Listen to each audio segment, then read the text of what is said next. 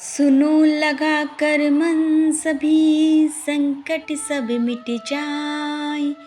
कार्तिक महात्म का कमल पढ़ो 16वां अध्याय। राजा पृथु ने कहा, हे नारद जी, ये तो आपने भगवान शिव की बड़ी विचित्र कथा सुनाई है। आप कृपा करके आप यह बताइए कि उस समय राहु उस पुरुष से छूटकर कहाँ गया। नारद जी बोले, उससे छूटने पर वह धूर्त पर्वत नाम से विख्यात हो गया और अपना नया जन्म पाकर वह धीरे धीरे जलंधर के पास गया। वहां जाकर उसने शंकर की सब चेष्टा कही। उसे सुनकर दैत्यराज ने सब दैत्यों को सेना द्वारा आज्ञा दी। कालनेमी और शुंभ निशुंभ आदि सभी महाबली दैत्य तैयार होने लगे। एक से एक महाबली दैत्य करोड़ों करोड़ों की संख्या में निकल युद्ध के लिए जुट पड़े। महाप्रतापी सिंधु पुत्र शिवजी ने युद्ध करने के लिए निकला पड़ा। आकाश में मेघ छा गए और बहुत अपशगुन होने लगे। शुक्राचार्य और कटे सिर बाला राहु सामने आ गया। उसी समय जलंधर का मुकुट खिसक गया, परंतु वह नहीं रुका। उधर इंद्रादि सब देवताओं ने कैलाश पर शिवजी के पास पहुंचकर सब वृत्तांत सुनाया और यह भी कहा कि आपने जलंधर से युद्ध करने के लिए भगवान विष्णु को भेजा था। वह उसके वशवर्ती हो गए हैं और विष्णु जी लक्ष्मी सहित जलंधर के अधीन हो उनके घर में निवास करती हैं। अब देवताओं को भी वहीं रहना पड़ता है। अब वह बलि सागर पुत्र आपसे युद्ध करने आ रहा है, अतएव आप उसे मारकर हम सबकी रक्षा कीजिए। यह सुनकर शंकर जी ने विष्णु जी को बुलाकर पूछा, हे ऋषिकेश, युद्ध में आपने जलंधर का संहार क्यों नहीं किया और बैकुंठ छोड़ आप उसके घर में कैसे चले गए। यह सुनकर विष्णु जी ने हाथ जोड़कर नम्रतापूर्वक भगवान शंकर से कहा, उसे आपका अंशी और लक्ष्मी का भ्राता होने के कारण ही मैंने नहीं मारा है। यह बड़ा वीर और देवताओं से अजय है। इसी पर मुग्ध होकर मैं उसके घर में निवास करने लगा हूँ। विष्णु जी के इन वचनों को सुनकर शंकर जी हंस पड़े। उन्होंने कहा, हे विष्णु, आप यह क्या कहते हैं। मैं उस दैत्य जलंधर को अवश्य मारूंगा। अब आप सभी देवता जलंधर को मेरे द्वारा ही मारा गया जान अपने स्थान को जाइए। जब शंकर जी ने ऐसा कहा तो सब देवता संदेह रहित होकर अपने स्थान को चले गए। इसी समय पराक्रमी जलंधर अपनी विशाल सेना के साथ पर्वत के समीप आ कैलाश को घोर सिंहनाद करने लगा। दैत्यों के नाद और कोलाहल को सुनकर शिवजी ने नंदी आदि गणों को उससे युद्ध करने की आज्ञा प्रदान की। कैलाश के समीप भीषण युद्ध होने लगा। दैत्य अनेकों प्रकार के अस्त्र शस्त्र बरसाने लगे। भेरी, मृदंग, शंख और वीरों तथा हाथी, घोड़ों और रथों के शब्दों से शाब्दित हो पृथ्वी कांपने लगी। युद्ध में कटकर मरे हुए हाथी, घोड़े और पैदलों का पहाड़ लग गया। रक्त मांस का कीचड़ उत्पन्न हो गया।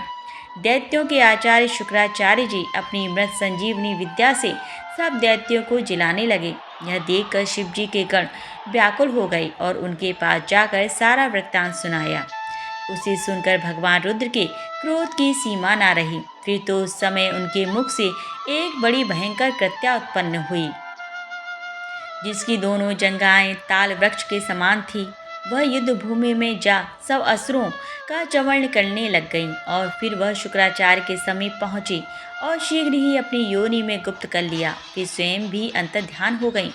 शुक्राचार्य के गुप्त हो जाने से दैत्यों का मुख मलिन हो गया और वे युद्ध भूमि को छोड़ भागे। इस पर शुंभ और निशुंभ, कालनेमी आदि सेनापतियों ने अपने भागते हुए वीरों को रोका। शिवजी के नंदी हाथी गणों ने भी, जिसमें गणेश और स्वामी कार्तिकेय जी भी थे, दैत्यों से भीषण युद्ध करना आरंभ कर दिया। भक्ति से भरे भाव, हे हरि मेरे मन उपजाओ। 17वां अध्याय, कार्तिक कृपा दृष्टि कर जाओ।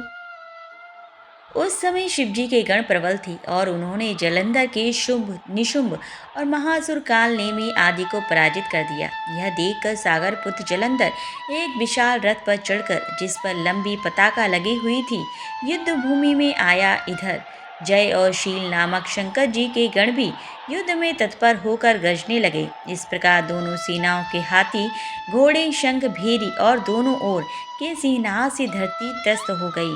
जलंधर ने कोहरे के समान असंख्य बाणों को फेंककर पृथ्वी से आकाश तक व्याप्त कर दिया और नंदी को 5 गणेश को 5 वीरभद्र को एक साथ ही 20 बाण मारकर उनके शरीर को छेद दिया और मेघ के समान गर्जना करने लगा।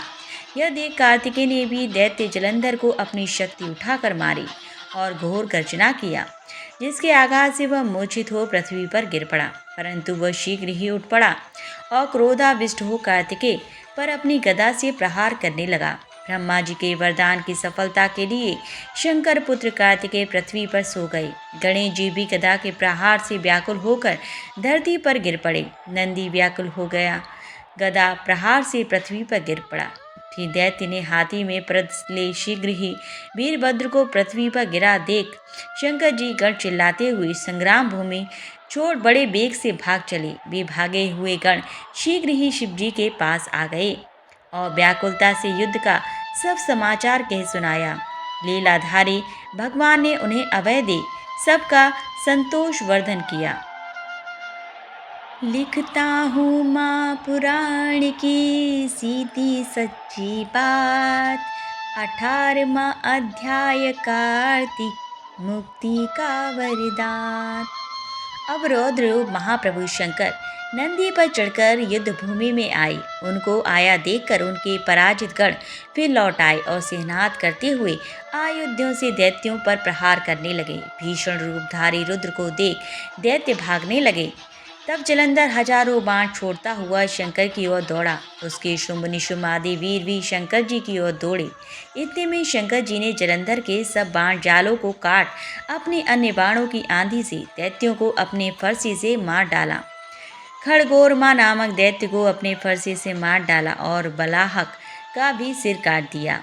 घसमर भी मारा गया और शिवगण चिशी ने प्रचंड नामक दैत्य का सिर काट डाला। किसी को शिव जी के बैल ने मारा और कई उनके बाणों द्वारा मारे गए। यह देख जलंधर अपने शुंभागतिक दैत्यों को धिक्कारने और भयभीतों को धैर्य देने लगा, पर किसी प्रकार भी उसके भयग्रस्त दैत्य युद्ध को न आते थे। जब दैत्य सेना पलायन आरंभ कर दिया, तब महाक्रुद्ध जलंधर ने शिव जी को ललकारा और 70 बाण मारकर शिव जी को दग्ध कर दिया। शिव जी उसके बाणों को काटते रहे, यहाँ तक कि उन्होंने जलंधर की ध्वजा, छत्र और धनुष को काट दिया। फिर 7 बाण से उसके शरीर में भी तीव्र आघात पहुंचाया। धनुष के कट जाने से जलंधर ने गदा उठाई। शिव जी ने उसकी गदा के टुकड़े कर दिए। तब उसने समझा कि शंकर मुझसे अधिक बलवान है। अतएव उसने गंधर्व माया उत्पन्न कर दी। अनेक गंधर्व अप्सराओं के गण पैदा हो गए। वीणा और मृदंग आदि बाजों के साथ नृत्य व गान होने लगे। इससे अपने बाणों सहित रुद्र भी मोहित हो एकाग्र हो गए। उन्होंने युद्ध बंद कर दिया। फिर तो काम मोहित जलंधर बड़ी शीघ्रता से शंकर का रूप धारण कर वृषभ पर बैठकर पार्वती के पास पहुंचा। उधर जब पार्वती ने अपने पति को आते देखा तो अपनी सखियों का साथ छोड़ दिया और आगे आईं। उन्हें देख कामातुर जलंधर का वीरपात हो गया और उसके पवन से वह जड़ भी हो गया। गौरी ने उसे दानव समझा। वह अंतर्धान हो उत्तर की मानस पर चली गई। तब पार्वती ने विष्णु जी को बुलाकर दैत्य धन का वह कृत्य कहा और यह प्रश्न किया कि क्या आप इससे अवगत हैं? भगवान विष्णु ने उत्तर दिया, आपकी कृपा से मुझे सब ज्ञात है। हे माता, आप जो भी आज्ञा करेंगी मैं उसका पालन करूंगा। जगत माता ने विष्णु जी से कहा, उस दैत्य ने जो मार्ग खोला है उसका अनुसरण उचित है। मैं तुम्हें आज्ञा देती हूँ कि उसकी पत्नी का पतिव्रत भ्रष्ट करो। वह दैत्य तभी मरेगा। पार्वती जी की आज्ञा पाते ही विष्णु जी उसको शिरोधार्य कर छल करने के लिए जलंधर के नगर की ओर गए। श्री विष्णु मम हृदय में प्रेरणा करने वाले नाथ, लिखो महात्मा कार्तिक, रखो सिर पर हाथ। राजा पृथु ने पूछा, हे नारद जी, अब आप यह कहिए कि भगवान विष्णु ने वहां जाकर क्या किया तथा जलंधर की पत्नी का पतिव्रत किस प्रकार भ्रष्ट हुआ। नारद जी बोले, जलंधर के नगर में जाकर विष्णु जी ने उसकी पतिव्रता स्त्री वृंदा का पतिव्रत भंग करने का विचार किया। वे उसके नगर के उद्यान में जाकर ठहर गए और रात में उसको स्वप्न दिया। वह भगवान विष्णु की माया और विचित्र कार्य पद्धति थी और उसकी माया द्वारा जब वृंदा ने रात में वह स्वप्न देखा कि उसका पति नग्न होकर सिर पर तेल लगाए महेश पर चढ़ा है, वह काले रंग के फूलों की माला पहने हुए है तथा उसके चारों हिंसक जीव हैं, वह सिर मुड़ाए हुए अंधकार में दक्षिण दिशा की ओर जा रहा है, उसने नगर को अपने साथ समुद्र में डुबा हुआ इत्यादि बहुत सी स्वप्न देखे। तत्काल ही वह स्वप्न का विचार करने लगी। इतने में उसने सूर्यदेव को हृदय उदय होते हुए देखा तो सूर्य में उसके एक छिद्र दिखाई दिया तथा वह कांतिहीन था। इसे उसने अनिष्ट जाना और वह भयभीत हो रोती हुई सज्जे अटारी तथा भूमि कहीं भी शांति को प्राप्त न हुई। फिर अपनी दो सखियों के साथ वन में गई, वहाँ भी उसे शांति नहीं मिली। फिर वह जंगल में निकल गई, वहाँ उसने सिंह के समान दो भयंकर राक्षसों को देखा जिससे वह भयभीत हो भागने लगी। उसी क्षण उसके समक्ष अपने शिष्यों सहित शांत मौनी तपस्वी भी वहां आ गया। भयभीत वृंद उसके गले में अपना हाथ डाल उससे रक्षा की याचना करने लगी। मुनि ने अपने ही ओंकार से उन राक्षसों को भगा दिया। वृंदा को आश्चर्य हुआ तथा वह भय से मुक्ति हो मुनिनाथ को हाथ जोड़ प्रणाम करने लगी। फिर उसने मुनि से अपने पति के संबंध में उसकी कुशलता क्षेम का प्रश्न किया। उसी समय दो बानर मुनि के समक्ष आकर हाथ जोड़ खड़े हो गए और जो ही मुनि ने भ्रुकुटी संकेत किया तो ही वे उड़कर आकाश मार्ग से चले गए। वे जलंधर का सिर और धड़ लिए मुनि के आगे आ गई। तब अपने पति को मृत हुआ जान वृंदा मूर्छित हो पृथ्वी पर गिर पड़ी और अनेक प्रकार से दारुण विलाप करने लगी। तत्पश्चात उस मुनि ने कहा, हे कृपानिधि, आप मेरे इस पति को जीवित कर दीजिए। पतिव्रता दैत्य पत्नी ऐसा कहकर दुखी श्वासों को छोड़कर मुनीश्वर के चरणों पर गिर पड़ी। तब मुनीश्वरों ने कहा, हे शिवजी द्वारा युद्ध में मारा गया है, जीवित नहीं हो सकता, क्योंकि जिसे भगवान शिव मार देते हैं वह कभी जीवित नहीं हो सकता, परंतु शरणागत की रक्षा करना सनातन धर्म है। इसी कारण कृपा कर मैं इसे जलाए देता हूँ। नारद जी ने आगे कहा, वह मुनि साक्षात विष्णु ही थे जिन्होंने यह सब माया फैला रखी थी। वह वृंदा के पति को जीवित करके अंत ध्यान हो गए। जलंधर ने उठकर वृंदा को आलिंगन किया और मुख चूमा। वृंदा भी पति को जीवित हुआ देख अत्यंत हर्षित हुई और अब तक हुई बातों को सपना समझा। तत्पश्चात वृंदा सकाम हो बहुत दिनों तक अपने पति के साथ विहार करती रही। एक बार सुरत एवं संभोग काल के अंत में उन्हें विष्णु को देखकर उन्हें ताड़ित करती हुई बोली, हे पराई स्त्री से गमन करने वाले विष्णु, तुम्हारे शील को धिक्कार है। मैंने जान लिया है कि माया भी तपस्वी तुम ही थे। इस प्रकार कहकर कुपित वृंदा ने अपने तेज को प्रकट करते हुए भगवान विष्णु को शाप दिया, तुमने माया से दो राक्षस मुझे दिखाए थे, वही दोनों राक्षस किसी समय तुम्हारी स्त्री ला हरण करेंगे। सर्पेश्वर जो तुम्हारा शिष्य बना है यह भी तुम्हारा साथी रहेगा। जब तुम अपनी स्त्री के विरह में दुखी होकर विचरोगे उस समय बानर ही तुम्हारी सहायता करेंगे। ऐसा कहती हुई पतिव्रता वृंदा अग्नि में प्रवेश कर गई। ब्रह्मा आदि देवता आकाश से उसका प्रवेश देखते रहे। वृंदा के शरीर का तेज पार्वती जी के शरीर में चला गया। पतिव्रत के प्रभाव से वृंदा ने मुक्ति प्राप्त की। माँ शारदा की प्रेरणा स्वयं सहाय, कार्तिक महात्म का लिखूं यह 20वां अध्याय। अब राजा पृथु ने पूछा, हे देवर्षि नारद, इसके बाद युद्ध में क्या हुआ तथा वह दैत्य जलंधर किस प्रकार मारा गया, कृपया मुझे वह कथा सुनाइए। नारद जी बोले, जब गिरिजा वहां से अदृश्य हो गई और गंधर्वी माया भी विलीन हो गई तब भगवान ऋषभधर चैतन्य हो गए। उन्होंने लौकिकता व्यक्त करते हुए बड़ा क्रोध किया और विस्मित मना जलंधर से युद्ध करने लगे। जलंधर शंकर के बाणों को काटने लगा, परंतु जब काट न सका तब उसने उन्हें मोहित करने के लिए माया की पार्वती का निर्माण कर अपने रथ पर बांध लिया। तब अपनी प्रिया पार्वती को इस प्रकार कष्ट में पड़ा देख लौकिक लीला दिखाते हुए शंकर जी व्याकुल हो गए। शंकर जी ने भयंकर रौद्र रूप धारण कर लिया। अब उनके रौद्र रूप को देख कोई भी दैत्य उनके सामने खड़ा होने में समर्थ न हो सका और सब भागने छिपने लगे, यहाँ तक कि शुंभ निशुंभ भी समर्थ न हो सके।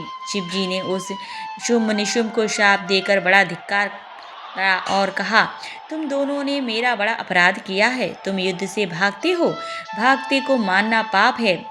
इससे मैं तुम्हें अब नहीं मारूंगा, परंतु गौरी तुमको अवश्य मारेगी। शिव जी के ऐसा कहने पर सागर पुत्र जलंधर क्रोध से अग्नि के समान प्रज्वलित हो उठा। उसने शिव जी पर घोर बाण बरसाकर धरती पर अंधकार कर दिया। तब उस दैत्य की ऐसी चेष्टा देखकर शंकर जी बड़े क्रोधित हुए तथा उन्होंने अपने चरणांगुष्ठ से बनाए हुए सुदर्शन चक्र को चलाकर उसका सिर काट लिया। एक प्रचंड शब्द के साथ उसका सिर पृथ्वी पर गिर पड़ा और अंजन पर्वत के समान उसकी शरीर के दो खंड हो गए। उसके रुधिर से संग्राम भूमि व्याप्त हो गई। शिव आज्ञा से उसका रक्त और मांस महारौरव में जाकर रक्त का कुंड हो गया तथा उसके शरीर का तेज निकलकर शंकर जी में वैसे ही प्रवेश कर गया जैसा वृंदा का तेज गौरी के शरीर में प्रविष्ट हुआ था। जलंधर को मरा देख देवता सब गंधर्व प्रसन्न हो गए। माँ शारदा की प्रेरणा स्वयं सहाय। इसके आगे के अध्याय अगले वीडियो में।